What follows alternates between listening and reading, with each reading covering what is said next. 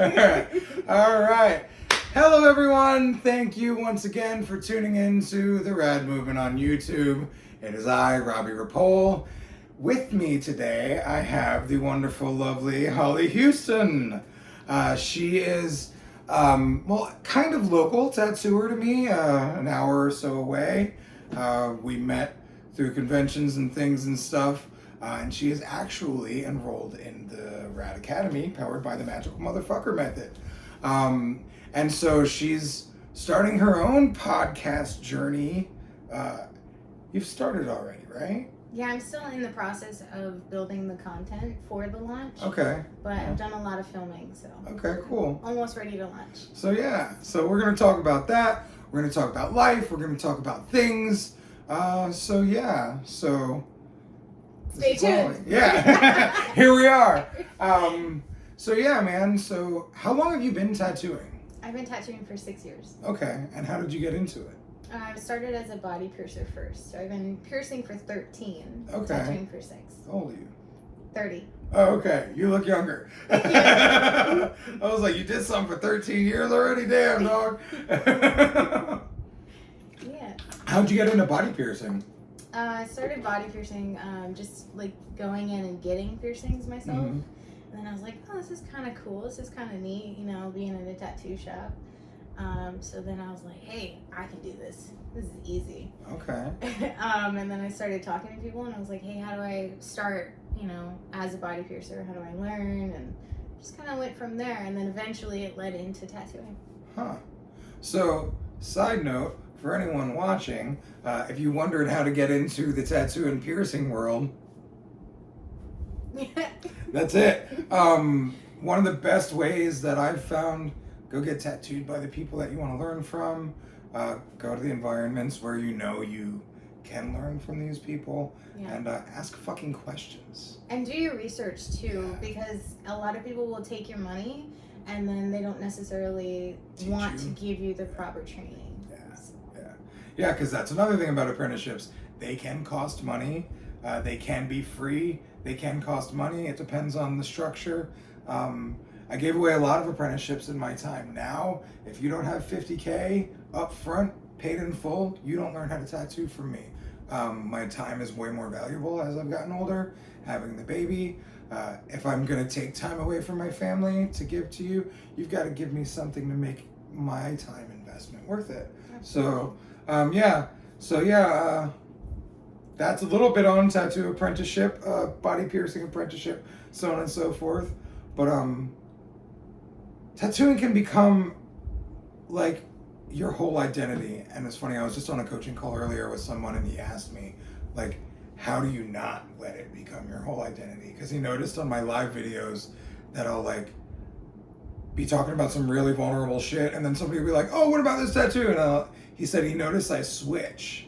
Okay. And I'll go to like, oh yeah, radingflorida.com, hit them up, holler, and then I'll go back to my emotional and vulnerable moment.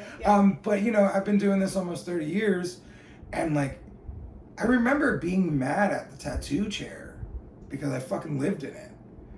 My son on his 8th birthday, my mom and one of my friends brought him and a cake and his presents up to the shop so I could take a quick break, have a birthday celebration with my son, and get right back to work. Mm-hmm. So it's got a really easy way of taking you under like that, taking you over. Have you had much experience with that type of stuff? Because I know that now a lot of the younger generation, they've realized there's more to life and they don't get as enveloped.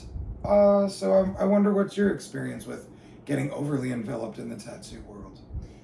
So tattooing for me is a major life-saving point in my life. And so do tell. Now I do have outside of work personality, and then I have my workflow personality, which is a little bit more like business oriented. I'm much more professional, and I'm much more like to the point, like, let me serve you. How can I serve you? Right. What do you need? How can I best, make you happier and wholer? And then Polar. Yeah, polar. Yeah. I want to make you more holy.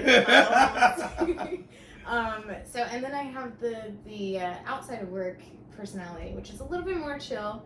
But I do have those situations where strangers will approach me and they'll comment like, "Wow, you have a lot of piercings on your face," or "Oh, girl, I like your tattoos," or whatever. And because tattooing is my sole career, I use that as an opportunity to, "Oh, thank you so much. Here's my business card. I'm Holly Huston. You know, reach out to me if you'd like some work," and I kind of use that as a tool. So. Okay. Yeah. So, you said that tattooing saved your life. Absolutely. In a sense. Share. Yeah, sure. Come on, motherfucker. You can't give a teaser without fucking giving us the full movie. Come on now. So, and I do that a lot. So tattooing, I started tattooing in a transition point in my life. I had just split up with my son's dad. Okay. And I was going through a really, really bad like breakup and depression, and I started using again, and I was like, I can't live in this like literal homelessness and emptiness that I was feeling. Yeah. So I was like, okay, I need to chase something that I'm passionate about, something that I love. And I loved being in the shop. I loved being a piercer. I loved the environment, the people, the interactions, just like the joy that I can give to people. So I was like, okay, I'm going to start tattooing. I'm going to start learning, apprenticing. I'm going to do whatever I have to do because that's what I want to do. And I started drawing, and I started, showing it to people, and I was like, what do you think about this? How can I make this better? Which is really hard. I don't like talking to strangers. I just decided, like, here's the cliff. I'm going to jump off, and I'm going to learn how to swim. So I love that's what I did. I love how the analogy changed a couple times. The cliff, I'm gonna jump off and learn how to swim. But like that. Yeah, I mean, you can either hit the ground. Yeah. Or you can learn how to swim. Yeah. You know? And you gotta take that leap. Yeah. You gotta fucking take that leap. And then the thing is, you gotta keep jumping. Because you get to a point where you have to stop. Or you feel like you have to stop. You get scared. You can't anymore, It's gotten to be too much, and now you're stopping. Well, one of the things I always tell people, I'm sure you've heard me say it, you got to keep starting again. Keep starting, keep jumping off the next fucking cliff. It's funny, it brings me to a story. I was in Colorado with a couple of people. I knew the one tattooer that we were hanging out with, and then he brought his homie around, and the moral of the story is don't go hiking with white kids in Colorado. Okay. Because I thought it was a hike. No, we were going up fucking mountains. I didn't know that. It was an experience trek. Dude, for real, right? And this one I had 2 legs, so like it was a little bit easier to just like not worry as much, right? Okay. So I'm in Colorado, so I got a bunch of edibles and things and stuff. So like, oh God, so and the edibles have actually no bearing in the story except for I ate way too many in celebration afterwards and almost died before I got on my plane. Okay, so they were post hike. I was eating them throughout the process, but I ate a couple more afterwards. Like, fuck yeah. So I remember we got up to the first peak. I didn't realize I have a fear of heights. Like, I love heights. But I'm an extremist and I'm an adventure seeker. So if it scares the shit out of me, fuck yes, I'm in. Yeah. Right. So the first peak we went on, I'm like on my belly, crawling to the side, fucking screaming and laughing and crying and going through all the emotions, right? And then they're like, oh yeah, that's the next one. I'm like, what the fuck are you talking about? That's the next one, bitch. Like, we climbed a mountain today. They're like, no, there's 2 more peaks we're gonna get. I'm like, what the fuck? And like, the trees were this big. That's how far we were from the ground, right? Like, I need 5 more edibles. So once I got to the 3rd peak and down, then I was like, oh yeah, la la la la, and died. But yeah, it was really weird. Just when I was at that first peak, and they were like, hey, we're gonna go get those next, and I was like, no. That almost like that's too far. I don't want to put in that effort for that. Right. I climbed a mountain today. I don't need to climb 3, fucker. You know. That was just preparation. Right. Do 2 more. Right. And so we did, and it was great, and it was rad, and it was still scary and weird and awesome. Oh yeah. So it was really interesting that it's such a parable for life. Mm-hmm. You know, because you're like, yay, I did it, and then life's like, go do it 10 more times, yeah, 500 more times. And like, so to bring it back around to the point, you got to keep jumping. You got to keep fucking going after the next peak. Right. You know, it's really interesting because Donna was saying something the other day. She's like, yep, I'll do that once and I'm good. And I was in Hawaii and I jumped off one of the rocks over there on like one of the beaches they have. It's famous for it. Cool. And it was super cool. So cool. But I need not do it again. You know, like I went up there once, I jumped, and I was like, all right, cool, we can leave the beach now, guys. We did it. We jumped off. Colorado happened a couple of years after Hawaii, and I didn't have anyone to push me in Hawaii. So, interesting. But I'm proud of you for doing that. You know? Thanks, and I appreciate it. We all have to like look forward to the next peak and the next challenge. Yes.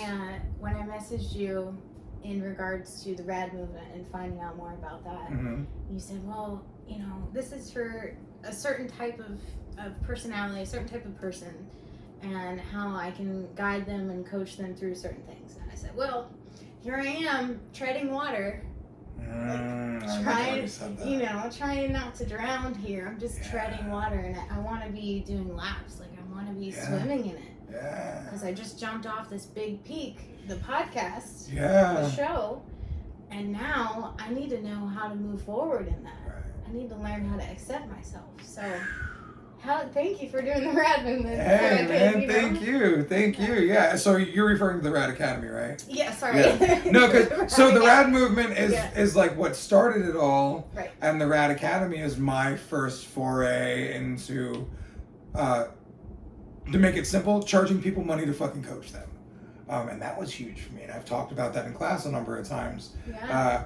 One of my funnest moments was when we started the first class, and I was like, well, I was waiting for like the words to say, and I got inspired by nothing, so I don't know what the fuck I'm supposed to say, and that's how I started it. Yeah. But the coolest thing was like, I like being able to be real like that, because it makes you know, oh, well, this guy's doing something, but he doesn't really know what he's doing. He's just putting one foot in front of the other, and he's doing it. And that's how life goes, man. I remember in one of the classes, you were like, yeah, I don't know if the podcast thing is for me, because, you know, talking to strangers and this and that, and I'm like, you sound like you're lying right now. Like, and I was like 30 interviews in at that point. Really? Like I had already been working on it for months. And no I was like, shit. I don't know if I really want to go forward with it. And what was it that made you not want to go forward with it? Was it the fear of being seen?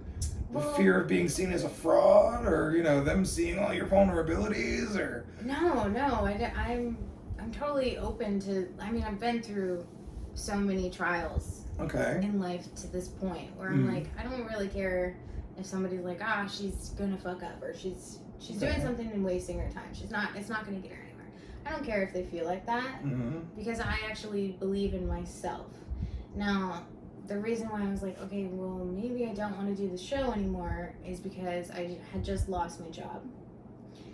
And so I felt like my value and my time should be better invested in finding the new shop right away. Yeah. Getting back to work. I gotta get back to work. Yeah. Like I can't focus on this passion dream. This passion project is what it is. And I'm like, what are the necessary steps that I need to take for success right now?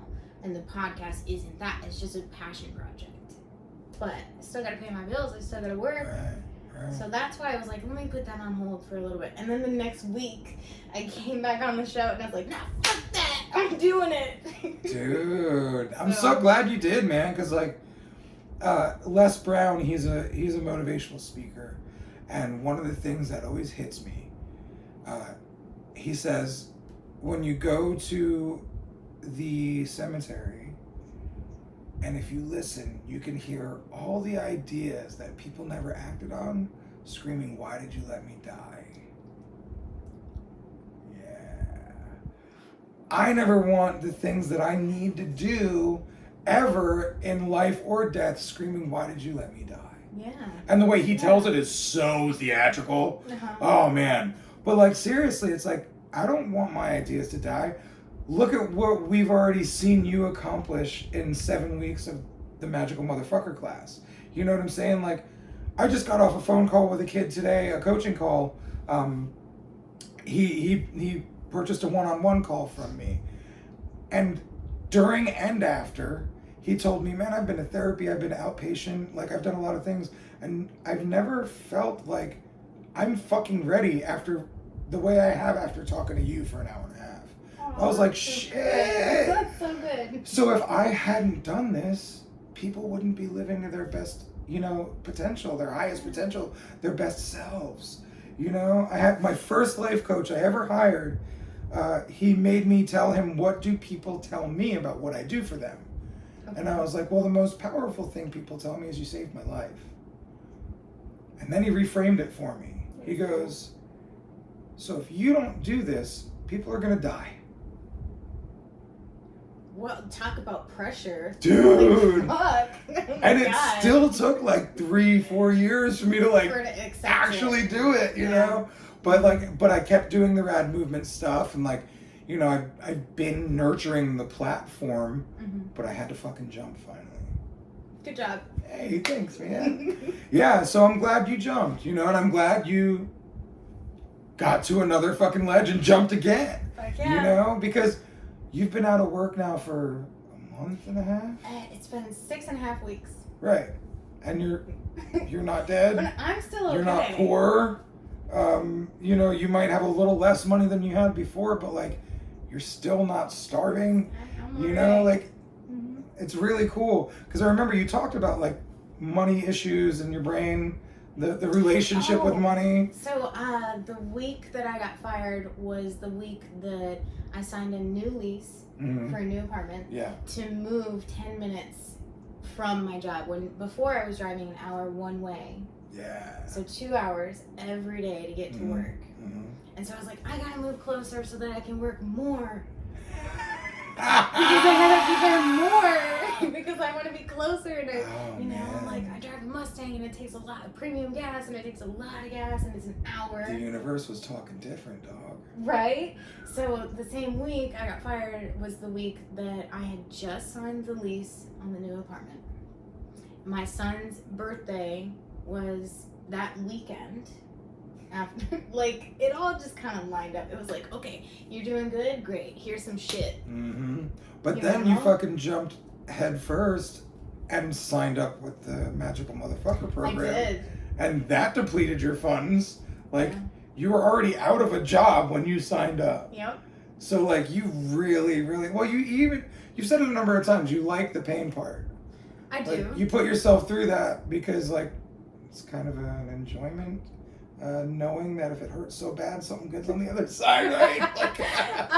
Well, I would like to think that it's more so in the education that I've been doing for my show, which you're in TBM, right? Yeah. Tattoo Business Mastery. So. Well, so I'm in the next level program now, which is a year-long program. Okay. I did the original TBM course. Okay. Yeah. So I haven't taken that course, but I would imagine it to say something along the lines of your investment or no risk, no reward. Yeah, scared money don't make money. Right. So my biggest investment right now this year is investing in myself. That includes coaching, equipment, doing what I want to do, not necessarily to make more money, but for more soul fulfillment. And I think that, signing up for your coaching course, I was like, okay, this is something that I can see value in, that I can appreciate. So, yeah. Oh, yeah. So, even though it's money is just paper, it's just material. It's not real. It comes and it goes. Yeah. I can make more money. Yeah. And, we all have a history of making it through life regardless of our money. In my 41 years of being on this earth, I've made it. Every time I thought I was going to be broke, I either made it through being broke or got some cash right quick. Yeah. You know what I'm saying? You do like what you gotta do to make it. Right. Exactly. And for me, I've always been able to just go into a tattoo shop that I worked at and sit down and they show up. You know what I'm saying? Like, that's lucky for you. Well, but everyone can. But everyone can. Think about it. If you sit in a shop for a week, you're gonna make some fucking money. Hopefully, or for real. Have you sat in a shop for a week and not made any money at all ever? I'm gonna say no. But I'm also a piercer, so like. Okay. And I was always like, a piercer too. Yeah. And when I was piercing, I was also a manager, so I was like making that. Right. But let's say I was just a tattoo artist, sitting in a shop, waiting for people to come in. That would suck. Been there, and I've always made money doing it. That would make me crazy. Well, dude, like you gotta remember when I started, that was the time of the walk-in shop. We were street shops. You know, we were flash jockeys and shit back in the day. Like I had to push myself out of, you pick it, I stick it. I remember when people used to say, why don't you take appointments? And I'd look at my shop and I'd be like, there's 50 fucking people waiting to get tattooed. What do I need appointments for? Fuck you. Yeah, you know, like, so, and I've always had the mindset of the street shop. So, and I'm a really powerful manifester. Like, I do things and make things happen without even thinking about it a lot of the time.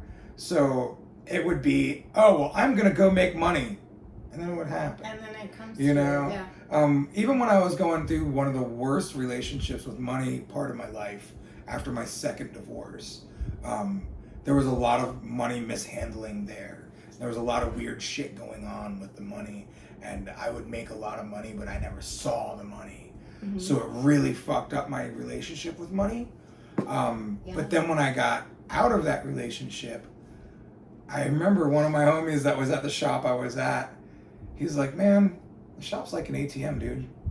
He's like, if I need cash, I just come up here and people come in. Yeah. And it wasn't even a walk-in shop. Right. But like when you have that energy in you, you know, even though I was like beaten down and I didn't believe in myself, I always knew no matter what, I'm going to make a couple dollars here and there, you know, and I've always been able to keep myself afloat or extraordinarily wealthy, you know, just depending on how much effort and manifestation and so on and so forth. And now I'm at this weird point where, you know, you just met Zen, you know, he's the most important part of my life now. And so it's important for me to make money, but not be at work every day. Yeah, absolutely. And it's weird how that's happening. Well, your values have shifted a little bit. But like my manifestation is different. It's not, I gotta go to work to make money. It's no matter what, the money always comes to me. And you said we both ramble a lot. That was me rambling a lot. But no, like, you needed to say that to the point. I see your point exactly. That's what you were manifesting. Right. Was the family time and the ability. Your shop is successful. You have people that are working with you. The weird thing is, the shop doesn't even support me at all. Like, I just, I'm paying a very hefty tax bill from owning the shop last year. Yeah.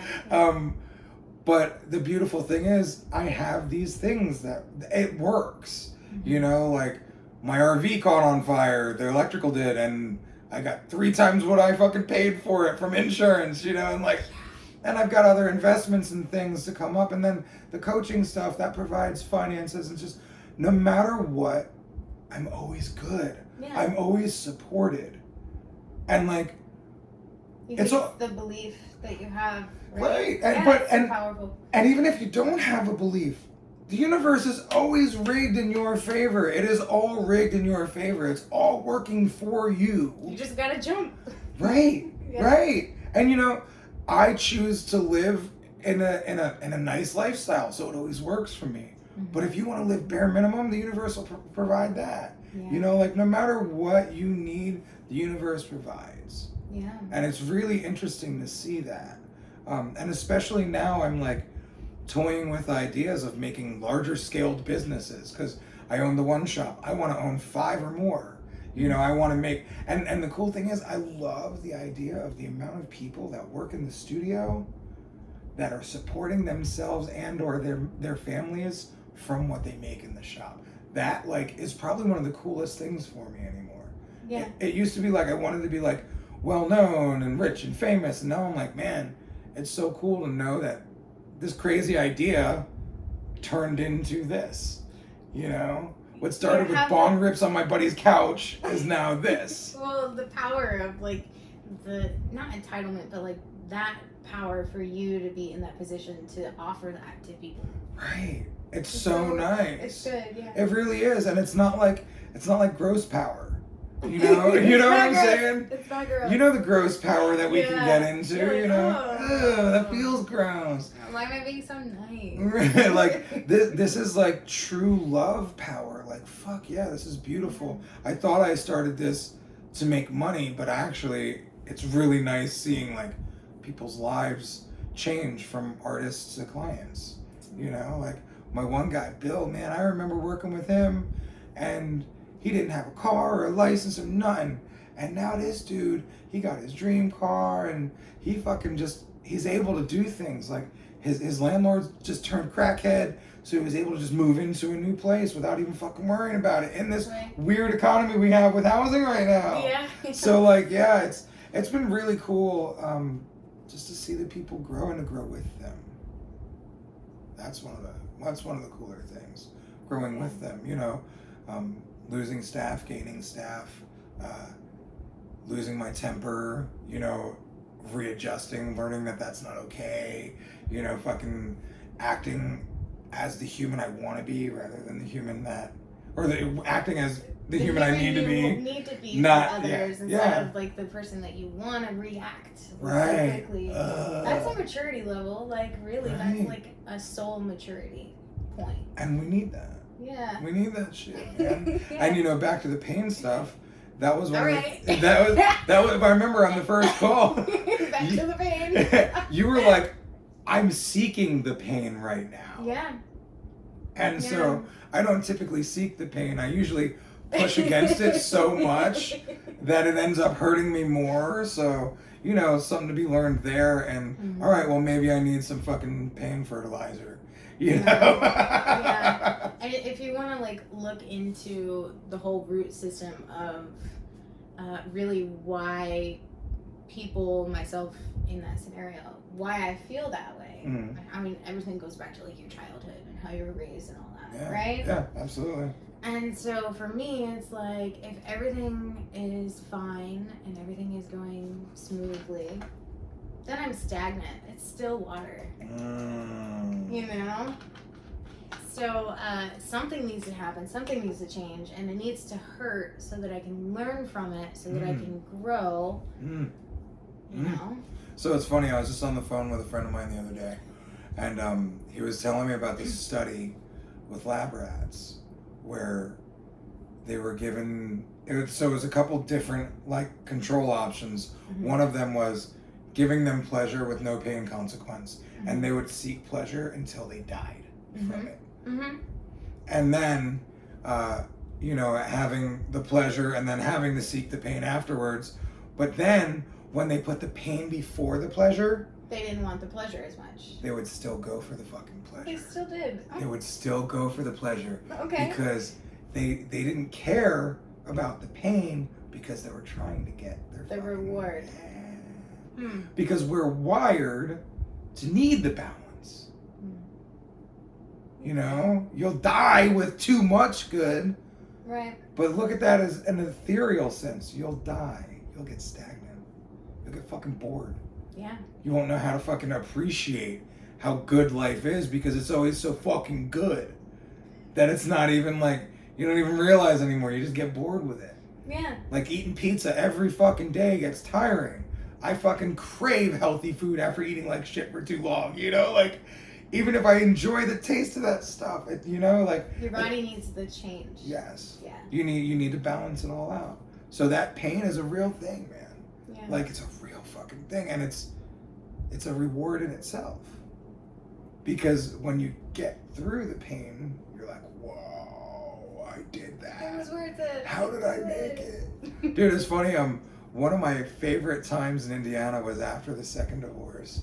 I had this really cool spot in the shop that were like, I had this loft in the back where like they had a room built and I had the room above the room, but it didn't have that fourth wall. Okay. So it just had like a little ledge. So railing area? Yeah, Okay, yeah. So it was like a half wall. So I had this little eagle's nest in the back of the shop. Mm-hmm. And I remember I would sit up there, and I was on a champagne kick at that point in my life. Well, yeah, you're in the eagle's nest. Why not? So I'd sit there and I'd fucking drink cheap champagne all by myself. Okay. And I'd swipe Tinder until it was fucking dead and there was nobody. And I was just like not feeling any good from any of that, but like feeling so bad and being so just sad, and like sitting in that misery was so nice. Weird. It's like, explain that a little bit it more. was some of my fondest memories of being in Indiana. Okay. I think it's because it wasn't like I want to blow my brains out or I wish life was over type pain. That would usually come earlier in the day, and then I'd move past that. And it was once you got up to the eagle's nest. You're Right. Like, I'm sitting up top right now, watching everything below happen, and I'm okay. Right. And I think that was what it is. saying. You know, I'd be up there and I'd be sad, Yeah. and sometimes be drunk, Mm-hmm. and just be miserable to a degree. Mm-hmm. But like, I'm still okay. You know, I'm still here. It's my second divorce, so I know I'll make it through this one. You know, and it was just a really weird thing. And that was a very odd transitional point for me. But that was some of my favorite times in Indiana. How'd you get out of that? Like, that moment where you were like, oh man, what's next? Just keep doing. You just gotta keep Just hiking. keep moving. Yeah. Just keep hiking till the next fucking, Till the next, to the next cliff. peak. Yeah, that's it. Yeah, because I just kept moving. You know, it was like, all right, well, and I was working through a lot of things. Mm-hmm. You know, I was like, oh well, I'm never gonna be good at making money because I suck at making money, which was really stupid because I've always been really good at making money. My dad taught me how to hustle really hard, and he gave me the tools with tattooing and piercing. So like I always know that I can make money, right? So that was cool. And so I had that little bit in the back of my head. You've made it through this before. I had Jaden. He was 16, he turned 17 in that period. And I focused a lot on him because my bills were very, very, very, very, very low at that point in my life. Yeah. So I didn't need to work a lot. And I was a depressed little emo girl, you know? So I would just sit there and yell and scream and cry in my pillow sometimes. And sometimes I wouldn't.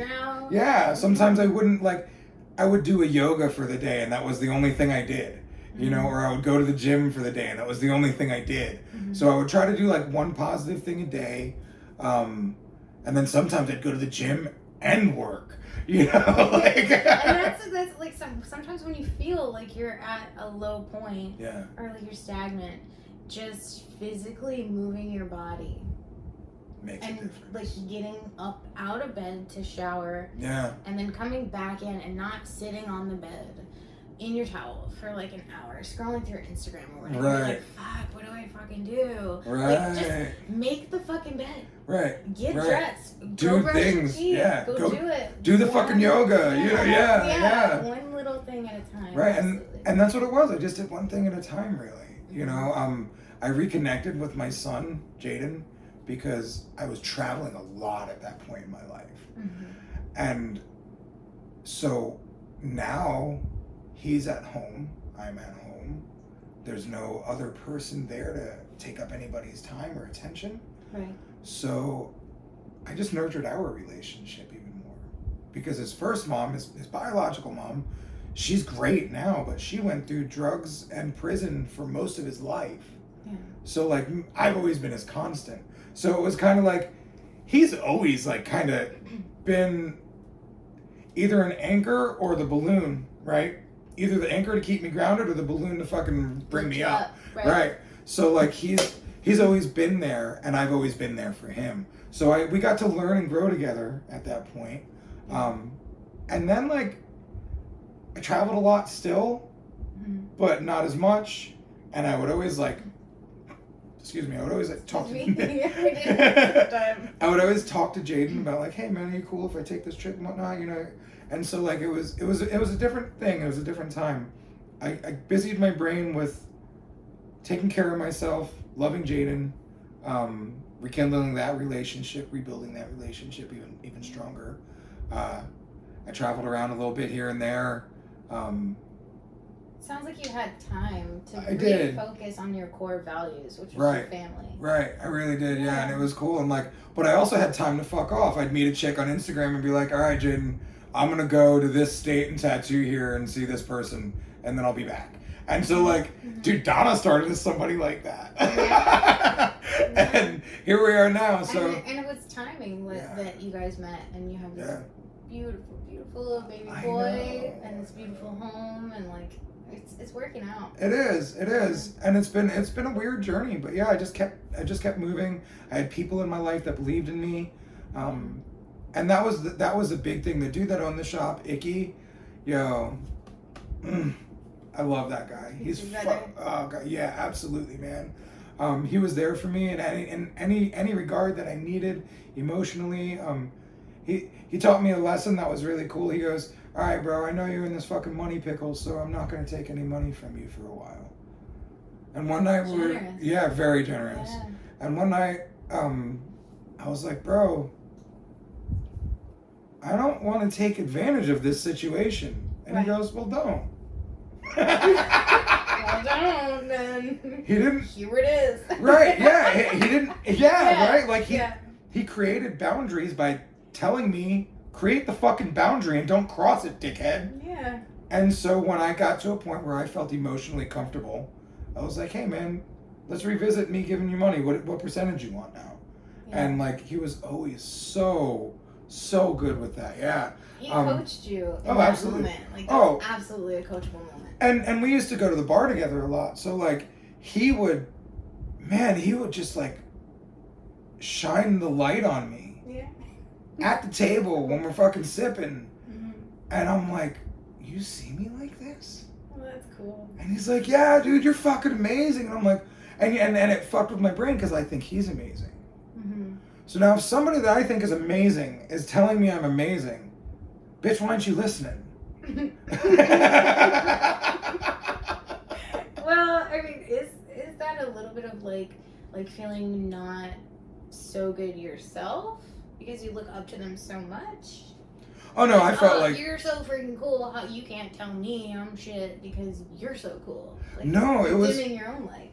Yeah, well, I totally dimmed my own light. I didn't fucking see my own light. Yeah. You know, like, and it was funny too because one time, we were together hanging out, and he's like, you know, you aren't really doing the rad movement stuff that much anymore.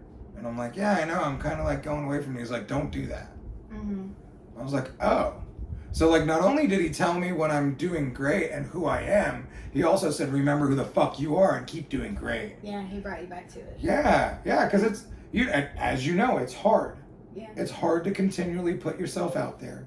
And at the time, I hadn't made a practice of putting myself out there on a schedule or, you know, knowing that the people even wanted it. Mm. At that point in time, I think I was doing it more for myself. Which... it's good. I mean, absolutely. Start for yourself. Absolutely. Kept me accountable. You know, absolutely. Yeah. And then, like, as far as, like, the timing goes, I think that's why I'm having that problem of, like, I feel like I have to have, like, 100 episodes before I launch it. And then, like, when I get to 100, am I going to need 200? Like, where's my cap? You know? Or should I just... do it now? I think you should just do it now. Business people say, but smart. Right. Do it in an educated absolutely manner. You know, business people say, all right, well, how much money do you need to live your life? $5 million. Right. It's in my bank account. Is that enough? Yeah, that's, well, maybe. Right, see? Because it could always be more, right? Right. So you can always get to that point where you could need more, right? Because like $5 million, I'd love that, but I know that I'd spend through that if I didn't invest it and turn it into more money-making potential. Yeah. Right? Yeah. So like, so back to doing it. No. I took it away from that. No, back to what you were saying about your stuff. Shit. Yeah. Gotcha. Okay. you had like 30 episodes, right? And you were like, "Oh, I shouldn't do this. This is stupid. The world doesn't need this. I don't need to do this. This is a passion project, not a money project." All these things, right? I need to work. I need Right. to move. I Right. need to focus on my son's birthday. I need to focus on my family, and So this is Wednesday. Mhm. I usually record and post an episode. The episode's posted by Monday. Mhm. I haven't posted an episode yet this week. This is going to be this week's episode. Sweet. And that's the point I'm making. Okay. You don't need the stockpile. The stockpile of content is brilliant. Mhm. It's smart. It's effective. But is it necessary? I think to a point. Yes. I never stockpiled content with this, and I've been consistently putting it out. Yes, do I come late sometimes? Sure. Yeah. I still deliver. You know what I'm saying? So like, I'm considering like getting back into work. Will I have the investment, which is the time investment, to travel and see these other tattoo artists? Yes. You'll make it. You'll make it happen. Work at the same time and still be a single mom. You'll make it happen. Yeah. You'll make it It'll happen. work out. On the times where you don't have your son, now you have more free time. Mm-hmm. So you get to go and do this. You're not partying. You know what I'm saying? Yeah. So like, just fucking do it. Yeah, man. So that's the thing. We can come up with all the excuses. That was a stab, not a jerk off. I wasn't jerking off. Yeah, no, it wasn't this. It was. Edit that part out. Oh, we don't edit here. This is going up as soon as we're done, man. I accept it. And that's the thing. Like, that's part of my processes is imperfect action. Just doing it. Yeah. Like, I had people help me with creating the launch for the Rad Academy. Mm-hmm. I have coaches and stuff, but like, if I didn't just fucking start, it wouldn't have happened. Yeah. And you were gonna fucking jump on when you saw the content because you were like, oh, I'm needing something like this from somebody like this. Yeah. So I didn't have to make the content perfect. The people that came on with me, they didn't get attracted because of the content. They got attracted because of what we're doing. Mm-hmm. The context of the content. Mm-hmm. You know what I'm saying? So if you've got 30, 50, 100 episodes, fucking start. Because at some point in time, you're going to be able to find the time, right? That stockpile will be your cushion. Yeah, the cushion needs to be a big cushion. It's okay. And 5 million was enough until I made you question it. You know? So stop making yourself question the cushion. Get to a sustainable cushion. Something that you know you can live with. And this is like action steps for anyone, right? Mm-hmm. Like, if you have a safety net you need to create it. Mm-hmm. But don't create the safety net for your whole life until your ideas are fucking saying, why did you let me die? Yeah. You know? Because you want this. You know you need this. And you also know that the world needs this. Just the way that my coach said, people are going to die if you don't do this. What are people going to miss out on if you don't do this? You know what I'm saying? And plus, people might die if you don't do this because you have no idea how much you just being there with a microphone in your hand, speaking from your heart, is going to change other people's lives. We don't realize the things we're doing are going to make a difference. We're afraid that they won't. But then they do after we do it. Yep. And then we're like, what the fuck just happened? We just fucking did it. All right. Thank you. You. Yeah, man. Give me the permission. Yeah, we all need permission. Yeah. Permission slips, signed and granted. And like, look, so I've been wanting to dive into this, and I now just found a great segue. Cool. You overcame addiction. I did. You still battle with it. Every single day. There you go. Mm-hmm. But you know you have the action steps that got you out of literal homelessness. Yeah. And all the fucking gross things that come with being an addict. Yeah. So let's talk about okay. Let's talk about your journey. When did you start using? Why did you start using? Okay. Let's see. So, I was 17. Okay. And I had moved out of my mom's house. My mom was an alcoholic. And she would drink every day. And she moved somebody in. And 2 months later married him. Oh. And we didn't get along. And so I moved out. Okay. And I moved in with somebody that I would hang out with to like get away from the home scenario. But probably not healthy either. Not healthy. And it was the party house. So moved out of my home, which was like craziness, into the distraction party house. central. Yes, exactly. And it made you feel good when you did the like, drugs. Oh, yeah. hey, this is cool. I'm accepted here. Like, you know. Ooh, that's big. Hold on to that. You're Yeah. accepted here because you Yeah. weren't accepted at home. Yeah. Your mom's an alcoholic, so she's probably yelling at you a lot. So you never felt accepted by her because she's projecting her shit onto you. Right. Now this person fucking moves in. You're not accepted. Wow. Which is the fear of like speaking to strangers. Are they gonna accept me? You know? So on one of my first vision boards I ever made, I wrote acceptance on a piece of paper one time because I needed it. I needed to accept others, and I needed to accept myself. Yeah. So you gained acceptance from the party house. I did. I was the cool girl, and that was power in itself. Like just being the cool girl. Wow. And like dive deeper into that. Like what Okay. made you the cool girl? I was the blonde rocker chick. I had a motorcycle at the time. Okay. So, and a mohawk. And I was very like punk, and I was pretty cool. I already had piercings and tattoos, and I was already in like the look of things. Yeah, I feel you. And then just being really sweet to everybody. Everybody wanted to like be around that sort of, hey, have fun all the time, you know? That like everything is great. And you were probably the mom to them that you always needed. Yeah, I tend to be the mom. Yeah. Especially being sober now. Oh, fuck. Now I'm like super mom. I am super mom now. Yeah. The best mom. Yeah. But anyways, so the party house, the man whose apartment it was is now my son's father. And the irony. Wow! Holy shit, yes. son! So Damn. I like plot twist. Yeah. So we were both involved like pretty heavy. Like we were in it, and we just went to a point where we had like quarters and dimes, and we were like going to walk to the CC's to go and get a pizza like once a week.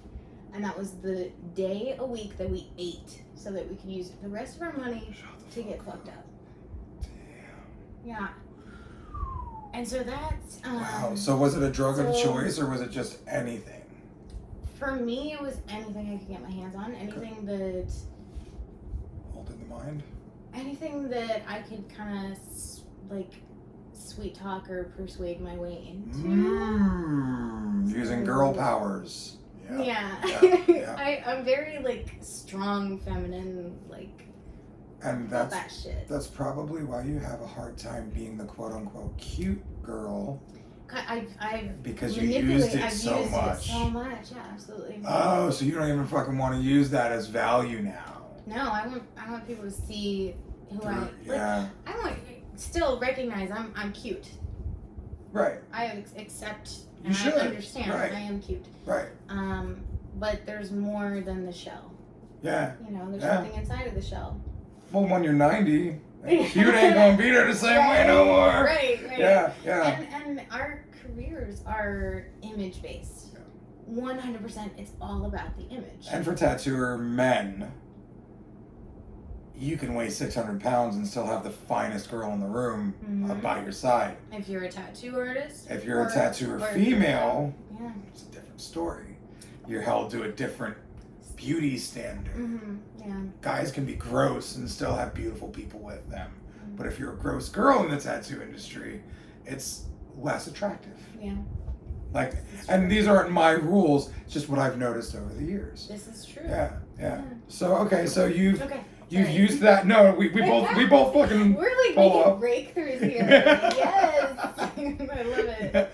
okay, so I mean, I'm just speaking to you guys. And you. I'm just speaking to you. They're not even here. yeah, I forget there's people watching half the time. And it's actually, it's somewhat surprising sometimes when people are like, I watch your stuff, and like, my insecurities, you know, so I'm like, you watch my stuff? Oh, But like, fuck yeah, dude, like, it makes me feel good knowing. So yeah, so you, so where were we? you were manipulating anyone you could to get whatever you wanted. Yeah. Something to to mind alter. Yeah, Yeah. I wanted to be numb. Yeah. I dig it. My thing, like, I wasn't really big on, like, I still love psychedelics. Okay. Like, anything that, because I am very visual. Right. It's So fun to see all the visuals. If it can, if I can hear colors and I get you. taste sounds, Yeah. that's some good shit. Yeah. That's some good shit. Mm-hmm. But at this point in my life, I just wanted to be numb. So it was like anything that I could, if I can sleep for 2 days and not have to eat, cool. I'm gonna wake up in my own shit, but it's cool because I don't have to deal with life. And yeah, so I haven't really shared that with a whole lot of people. So thank you for allowing me to share it with you. No, thank you for sharing it, because that's something that, it's big to be able to share something that vulnerable, because you're always worrying, what are they going to think about me? You know, like, yeah. Where's the validation there? Yeah, and like we were talking beforehand, anything you fucking say here, it gives people permission. Yeah. You know, it gives people the idea, oh, I can get out of being a drug addict. So, little side story right quick. The shirt I'm wearing is a Joshua Carlton shirt. Okay? Yeah. And you were talking about tattoo guardians. Mm-hmm. So you know, you're familiar with Hip. Yes. Okay. Mm-hmm. So Hip is one of the guys on Tattoo Guardians podcast. And he told me one time that he was fucked up on drugs laying on a couch, and I was on TV in the background. Yeah. And what a weird full circle moment that must have been for him to have me on his podcast show. Wow, later on. Many years later. Wow. Talking about life in the struggle. Weird, huh? Yeah. It's a very, life's funny how it goes around in circles. The connection that's made there, you know? Yeah. It's like you were meant to be in his life, he was meant to be in yours. Yes. And I've been attracted to him from the first time I seen him. I was like, oh, there's something about this dude. The way he presents it on the social media. Mm-hmm. His artwork is fucking killer. Like, I love this guy. I don't even know him yet. So, yeah.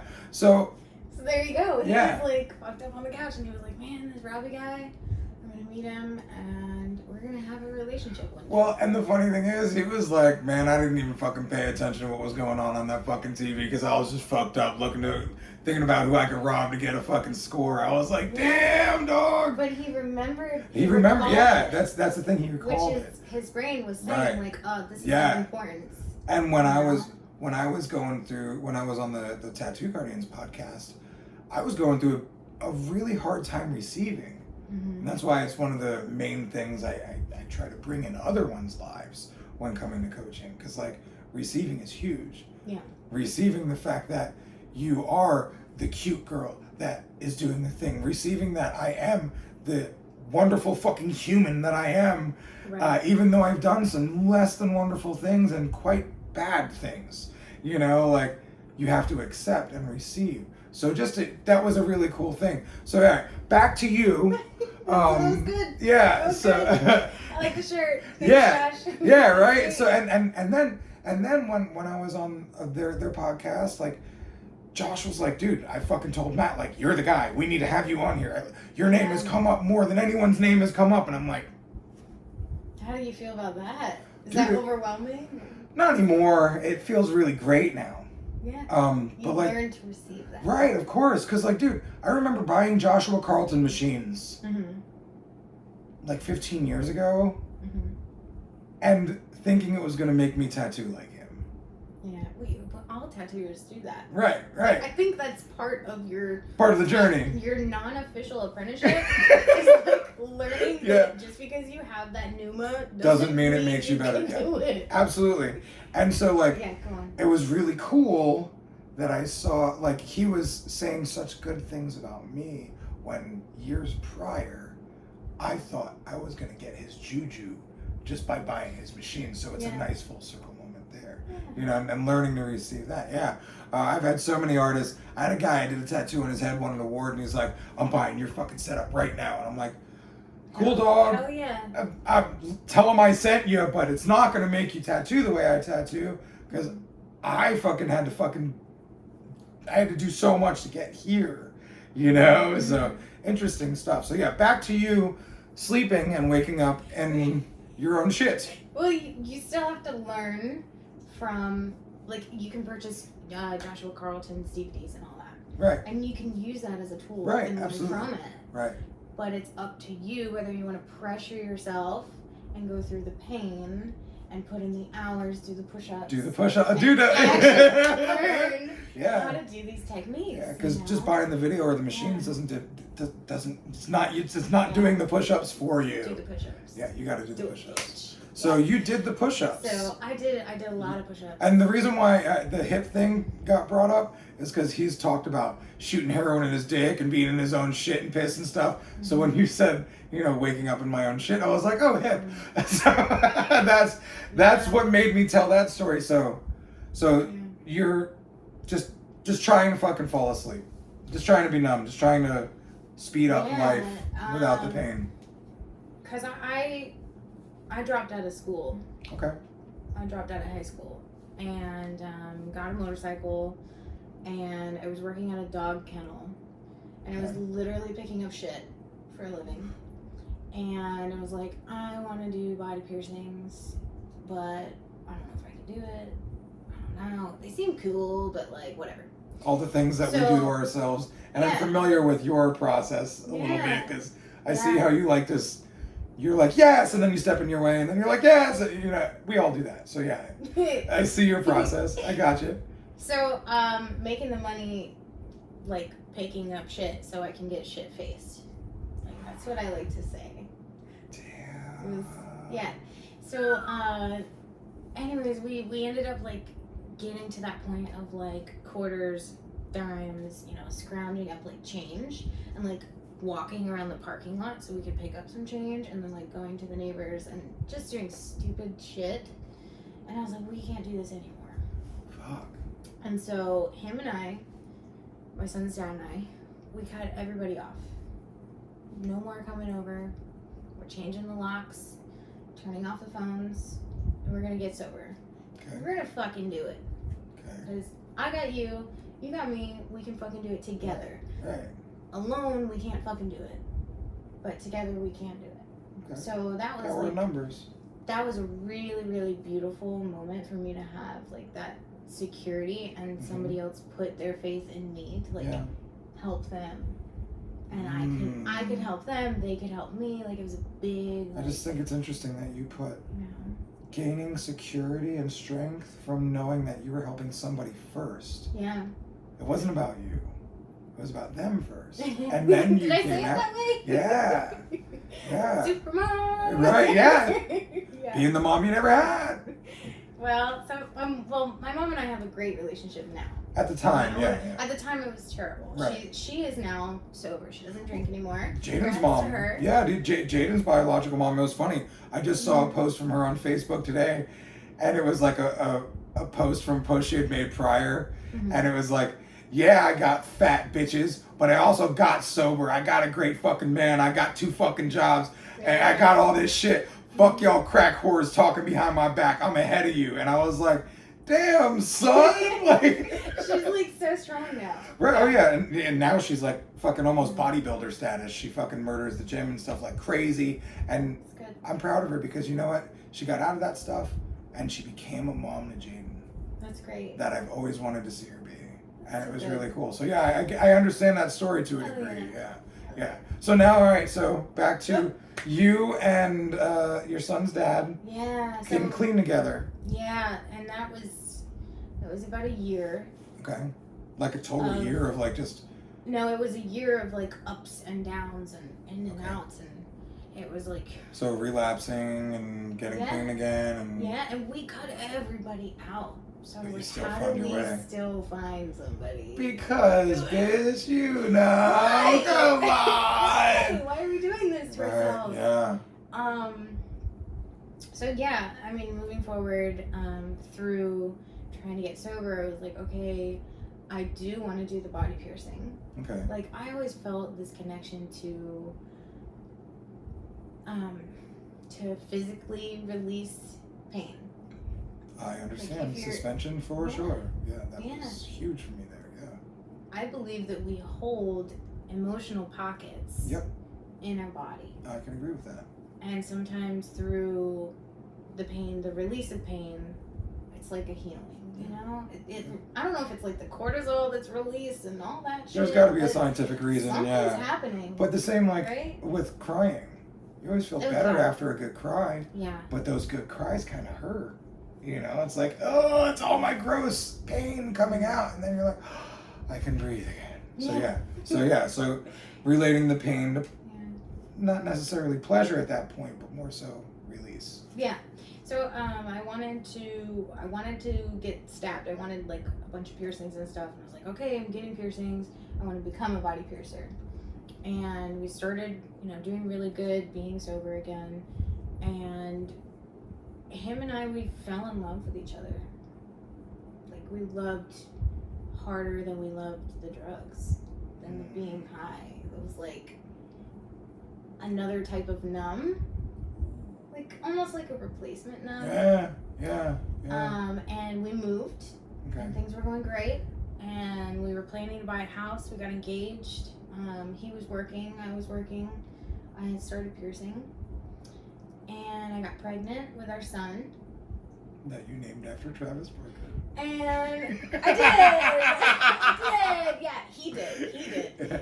So, that's all right. Jaden's middle name is Cameron because I really liked the way that it sounded, and there's a rapper named Cameron, and I liked his music at the time. Yeah. And so I totally get it. It's fun. It's good. Yeah, his dad's a drummer, and when he met Travis Barker, he was like, "I'm gonna name my firstborn son after you." And he had to fucking be honest and in his integrity, He had to keep that promise, and so now we have Travis James Huston.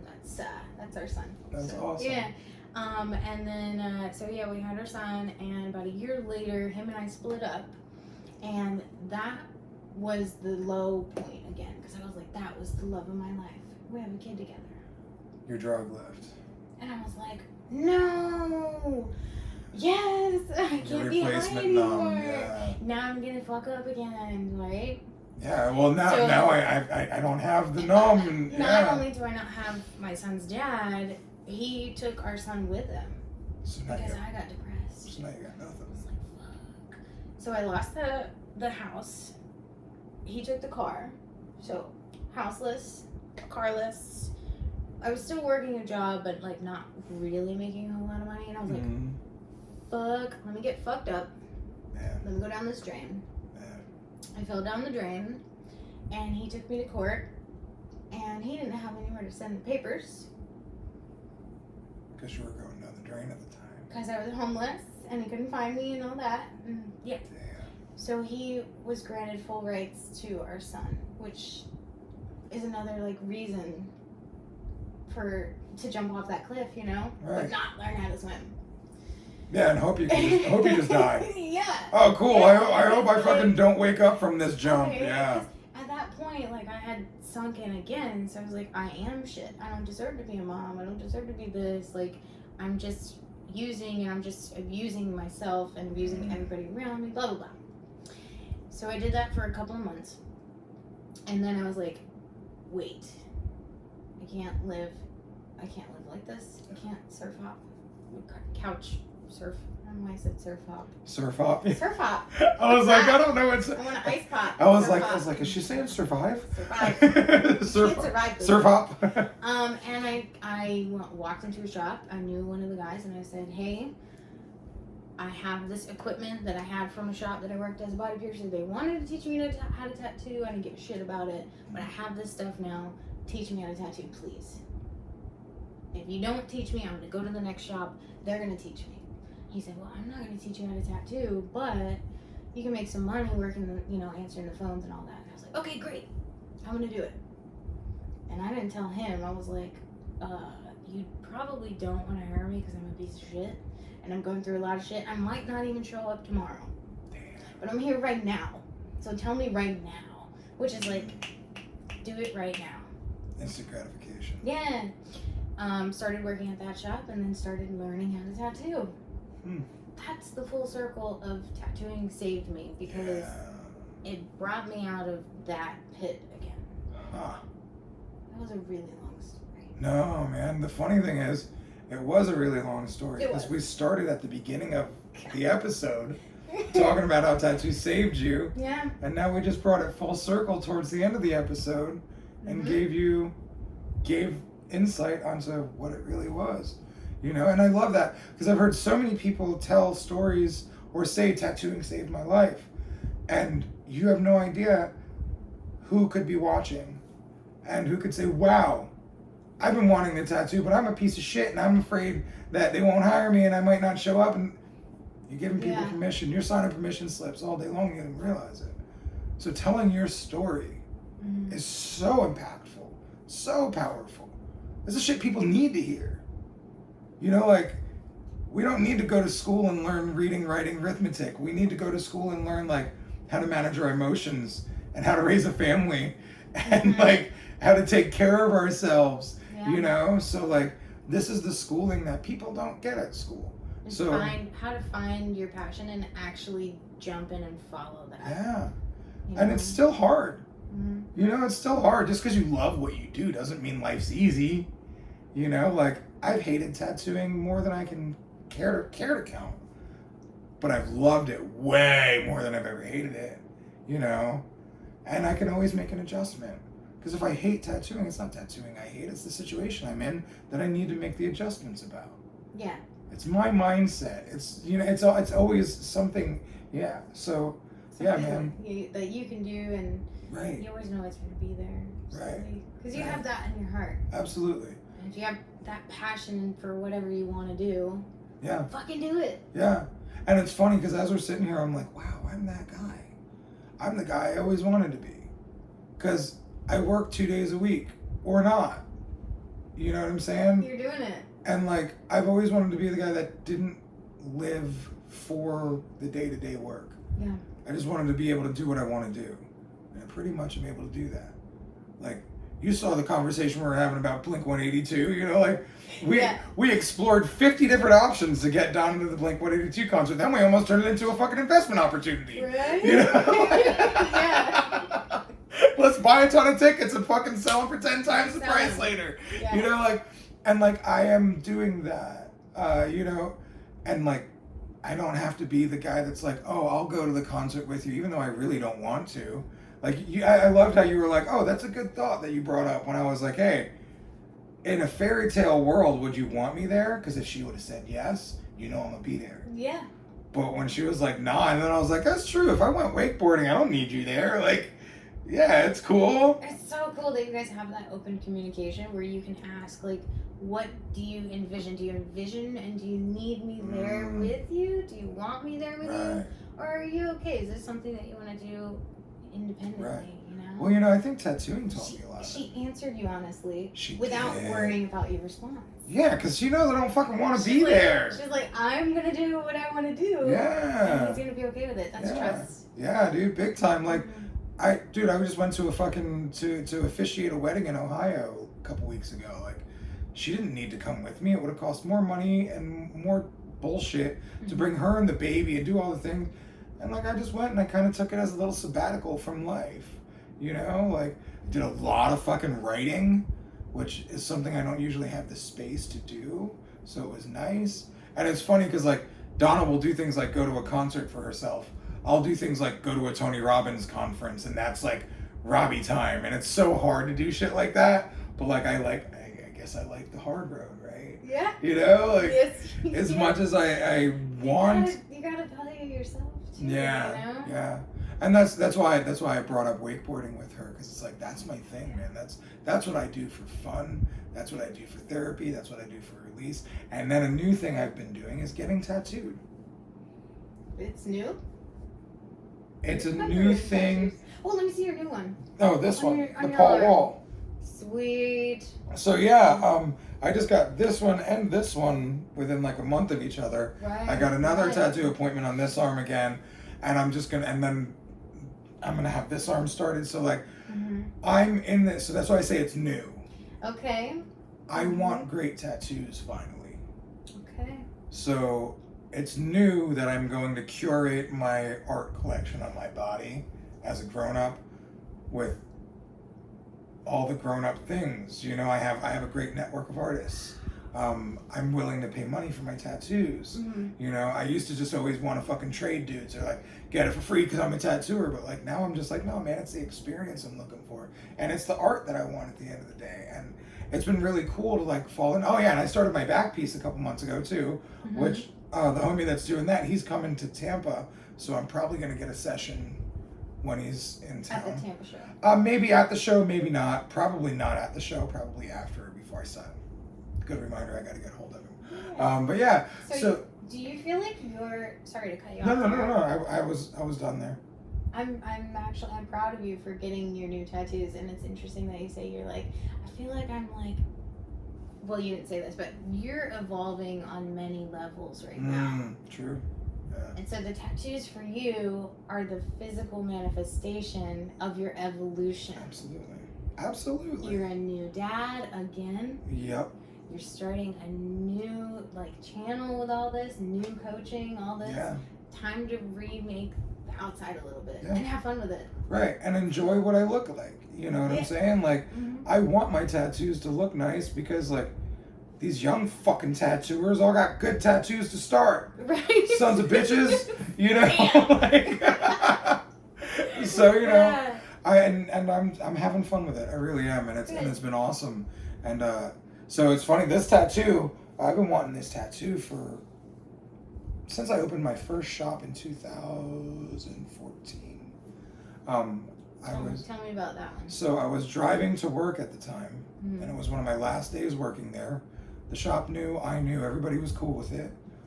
But Paul Wall, the song "Look at Me Now" comes on the radio, and he's just talking about like hustle, trust God, and you know, do the things, and everything works out. Okay. And it's not the full like. I'm not like, yeah, I trust God and that's why everything works out. But like the message he was saying was deeper than the words. And, you know, hustle and trust God. Well, I believe that God is in all of us. I believe that God is being your best self. So if I'm trusting God, I'm trusting me, my best self. If I'm hustling, I'm used to that. I'm normal with that. That's life. So like, it's just a really powerful song to me. And it's funny. So when I posted this, my best friend Ozzy, who's a doctor now, he commented and he's like, bro, that fucking song, every time I fucking need a pick me up and I feel like I ain't doing it right, I listen to that fucking song. And it's like, so it was a super powerful song for me. And Eric Long, he goes by Rock, he was in town for the hurricane. Rock Platinum Koi? Yes. Yeah. He visited for the hurricane. Yeah. So the first 2-3 days of his guest spot was him at the Airbnb just being by himself during a hurricane situation. Ah, it sucks. Then we come to the shop and we're sitting there talking and Donna's like, yeah, you got something booked? And he's like, no, I didn't think I did. And so he had nothing booked and I was like, well, you feel like tattooing? He's like, yeah. I was like, you want to do a Paul Wall portrait? And he's like, fuck yeah. And so that was really cool. And even cooler, I was tattooing my buddy, Gary Miracle. He has no arms, no legs. I told you about him in class. I'm just so inspired by the fact that he made it through. And like December 20th was my leg was cut off the same year. New Year's is when he lost all his limbs. So really close. So we're very close. And so he kept talking about how he was going to pay me. And I was like, you stupid fuck, you're not paying me. And he didn't know that, right? You didn't tell him. No, I didn't tell him. Like I told him at first. Best. I told him at first, I was like, yeah, man, I'd be honored to tattoo you. I ain't even gonna charge you, you know? And like, oh, okay. and so we booked the appointment, you know, and like. But he still expected it. He right? expected to pay, of course. He kept saying, I'm gonna pay you. And I'm like, no, dude, you're not fucking paying me. And Rock was there the whole time watching it. And so the next day, when Rock tattooed me, he's like, that's why I'm blessing you with this piece, because you blessed that man with that piece. Aww. And I was like, bruh. Pay it forward. Dude, and it wasn't even about that for me, you know what I'm saying? Because like I said, I'm willing to pay now. Like, and it's weird, I was willing to pay, and it came still, you know, that free blessing. You know, it was really cool. And honestly, Rock was stoked, because he was like, man, I just threw a convention. My life is hectic all the time. I got to be alone for a couple days. So like, yeah, he came during a hurricane, but he's built for that type of shit. He's like, I don't give a shit. Yeah. Fuck it, I'm cool. I lost power for a couple days, no big deal. Yeah. You know, so like, it's so powerful how when you do go with the flow. Like, look at all those different sub-stories that just happened in that one story. It can come back to it. Yeah. Absolutely. And Gary's changed my fucking life just by being. Yeah.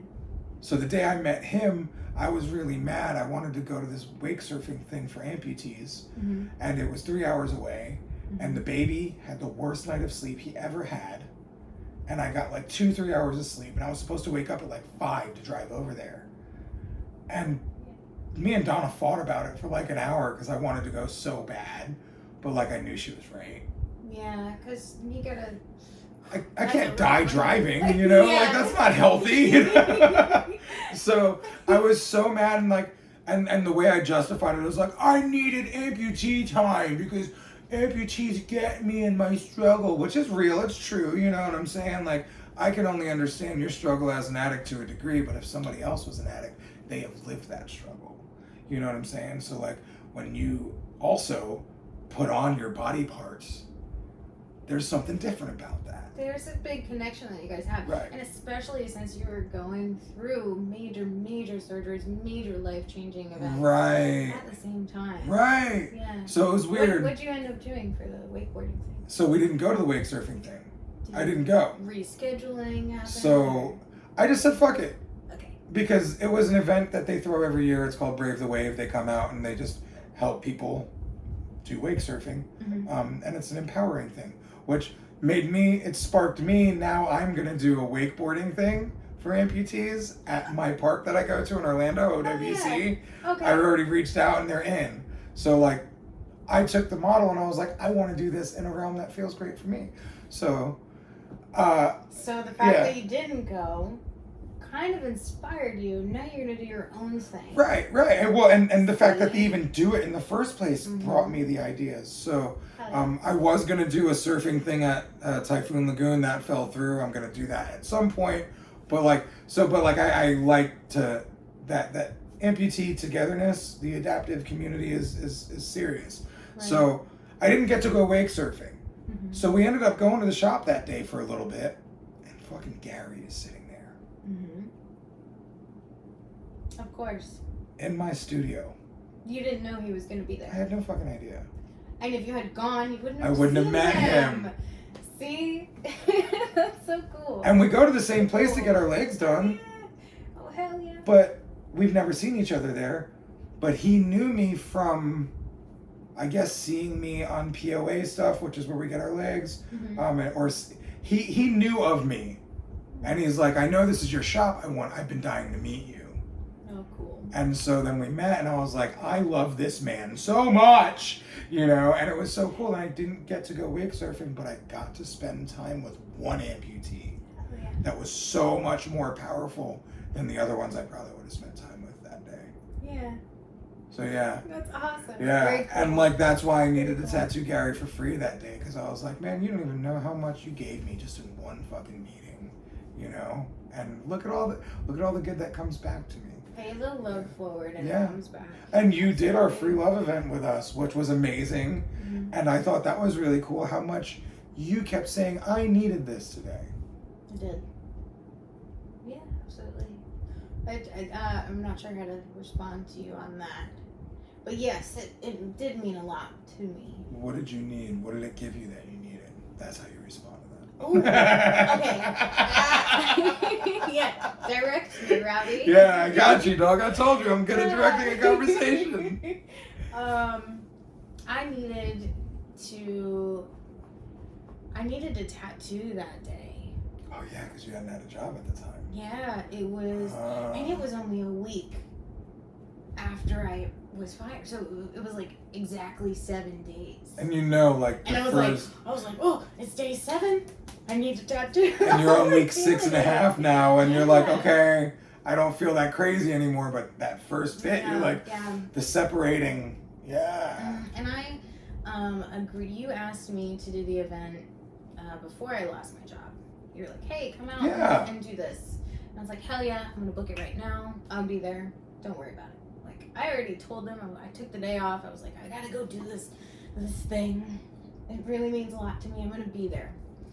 And so then I lost my job, and I showed up to the event, and I was like, I'm here. I'm doing it. I committed to it.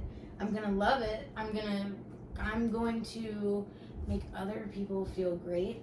Yeah. And I'm gonna enjoy doing what I do. So I did need that in that moment. I was like, fuck yeah, I get to talk to people today, and I get to tell them that they're rad. I get to ask them about how they're gonna pay it forward in their lives. Like, I get to interact with people, and it's something positive and happy and healthy. So yeah, I did need that at that That's moment. cool, man. I still do need it every day, but right, yeah, but you know, and that's the thing. I've learned how to cut that off too. The needing to work. I definitely need the replacement, which my replacement is work. Yeah, for sure. Yeah. But you know, you figure it out along the way. It's a good it's a good thing for me. Work is really good for me. That's good for a lot of people. I mean, I'm to the point now where I've worked so much that I kind of need a little bit of a break from work, you know? And with the new baby. Dude, if the fucking baby wasn't here, me and Donna were at the shop. Dude, we did like 15 shows last year. That's a lot. And owned and ran the shop. So like we're balancing artists from the shop, artists that we bring in for the road. It was a logistical fucking nightmare. And we loved it because it was what we were doing, man. It was our baby. And so, you know, now the baby is the baby, you know, and it's like, it's a different focus, and I'm very much more at peace here. I'm a better human now than I was last year. You know what I'm saying? Because the pressure is different. I already raised one kid to 21 years old, and I know that I can do an even better job the second time around. Yeah. So I'm like, all right, cool. I just have to love these people. My job is loving people right now. And that's pretty fucking cool. That's very cool. I still have tons of work, you know, I mean, Yeah. This is work, you know, I was working when you got here, you know, like, fucking I was working for, you know, a little bit before that. I'm always strategizing and trying to figure out, but like, now my strategies involve, how do I optimize my output without exhausting the resource, which is yourself. Perfectly put. Yeah. You're doing great. Thanks, dude. So are you. Thank you. So are you. Appreciate that. Yeah, man. So, I think we're at a good point where we can call this a done interview. All right. And this is the point where now it might get a little more uncomfortable for you. What? Because now you tell. Yeah, that's it. Give me the pain. Right. Steak to the heart. That's what I was stabbing, doing. not dick sucking. Stabbing. I was doing steak to the heart. Just. I know, but it was so good that you pointed out that it wasn't dick sucking because it could have been.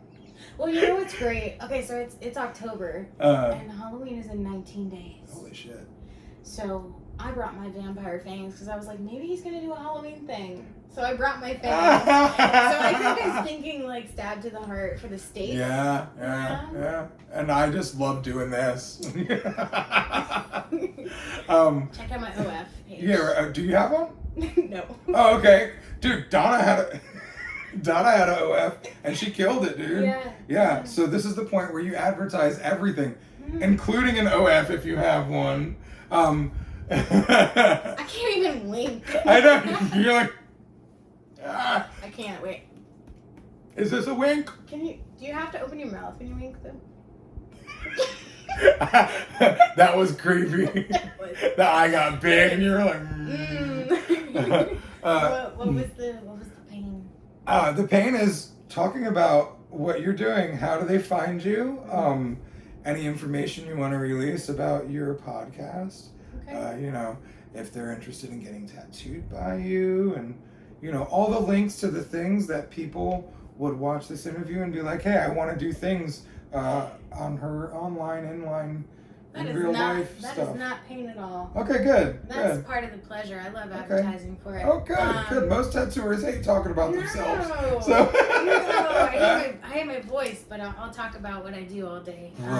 I had to get over that shit. You'll get over it with doing lots and lots of interviews. Because you have to like rewatch it. Yeah. Edit it. Yeah. I say I don't edit it. Well, yeah, so you still rewatch it. I hear, dude, it's funny because Jaden and Donald, my shit will pop up on their phone, and I hear my voice from a different room, and I'm getting comfortable with it. It's funny, Jaden, the TikTok that he put out that it's at 1.4 million views. Hell yeah. I can't fucking believe that happened to me. That's so cool. Great. That's cool. But so it's a blackout sleeve, and so many people asked why. So I did a video of why. Oh yeah. And a couple of people said that I sounded like Badger from Breaking Bad. Okay. And somebody said I sounded like Deadpool's friend. And when Donna said the same, I can hear it now. She went. You fucked up. Now we're all gonna hear it. She went through that same process I just saw you go through. Yeah. Because she was like, oh yeah, you do. I don't even know what they're talking about. It's the guy that tends the bar. It's his best friend. Oh, I don't remember his name. I'm gonna watch it later today. I'm gonna be like, oh, that's Robbie. I looked up Badger from Breaking Bad, and it's the same actor. Different mannerisms, but that raspiness that I have, he's got. Yeah, interesting. Yeah, so back to you. I'm good at that. Take the pain away. Yeah, see, this isn't pain. Oh, let me just shine the spotlight on you. Okay, so my show is called Tattoo Talk with Holly Huston. That's me. I'm Holly Huston. My Instagram is at HOLLY_H_tattoo TATTOO. TikTok is Holly H Tattoo. Snapchat Holly H Tattoo. Facebook Holly Huston HUSTON. Yeah, everything is all linked together. So Holly_H_tattoo. You can find me on everything. I have a website and all that stuff too. Beautiful. And thank you in advance for watching this, and thank you for having me on. Thank you for letting me talk. Yeah, man. Thank you for doing something last minute like this. Thank you for allowing me to run over on my time on everything else that bled into this. So good. But yeah, man, it's been a great time. Love talking with you. It's easy to, so keep doing it. Keep doing the talking. Cool. People want to hear what you have to say. Okay.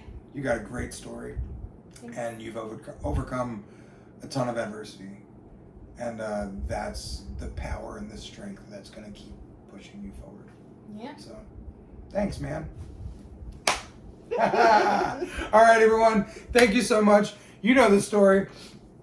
If you like the vibe, like, share, subscribe. Tune into the Rad Movement. Every week, I usually put it out on Mondays. This week, my life got a little hectic and a little haywire, but I still did it. And as always, if you want to do any coaching with me for the Rad Academy, powered by the Magical Motherfucker Method, I'm enrolling another group mastermind program soon, and one-on-one enrollments are always open. I do 1 hour one-on-ones, and then I do 6-month to 12-month one-on-ones. So if you're interested in that, DM me personally, Robbie Rapole on all the socials.